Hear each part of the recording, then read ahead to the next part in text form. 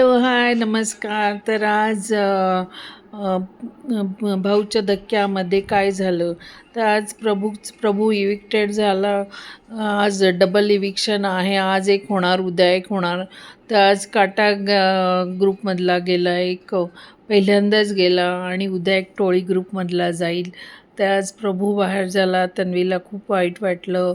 तन्वी खूप रडत होती. आणि खरंच म्हणजे त्यांचे दोघांचे रिलेशन खूप स्ट्रॉंग झालेलं. दीपाली पण रडत होती. तर असं झालं. नंतर आज रितेश आल्या आल्या सगळ्यांच्या नातेवाईक भेटून गेले, त्यांच्याबद्दल बोलला, की राकेशला सांगितलं तुझा स्वभाव कोणाचा आला आहे कळलं तुझ्यामध्ये.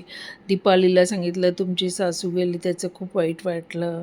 नंतर तन्वीला कळलं की तुझ्या आजीचा तुझ्यामध्ये ॲक्टिवपणा आला आहे. विशालला सांगितलं की विशाल तुझा वडील खूप आवडले, त्यांचा एक शब्द लक्षात आहे, गोविंदा, आणि तिरुपतीला जाऊन आल्यासारखं वाटलं. राखीला सांगितलं तुझा भाऊ खूप कॉमेडी आहे. असं सगळ्यांचं झालं. मग राखीला थोडं ओरडले की रेवाचा पर्सनल गोष्टी करू नका, रेवाचा ड्रेस फाडलात आणि तुम्ही रेवाला खूप काय काय बोललात, ते नॅशनल टी व्हीवर खूप वाईट दिसलं आहे असं सांगितलं.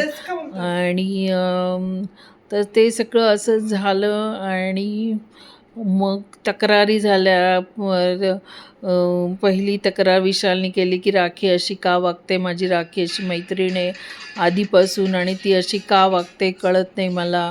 नंतर दीपालीनी सांगितलं की जेव्हा जेव्हा मला सागर हे करतो, नॉमिनेट करतो, तेव्हा तेव्हा मला खूप वाईट वाटतं असं सांगितलं. तन्वीनी अनुश्रीबद्दल सांगितलं की अनुश्री खूप खोटं बोलते. आणि एक दिवशी लांडगा आला आणि खरंच लांडगा येईल असं सांगते. तर असं सगळ्यांनी सांगितलं आपापल्या तक्रारी. आणि प्रभू इविक्टेड झाला. तर बाय, गुड नाईट. प्लीज मला सबस्क्राईब करा, लाईक करा, शेअर करा. Bye, good night.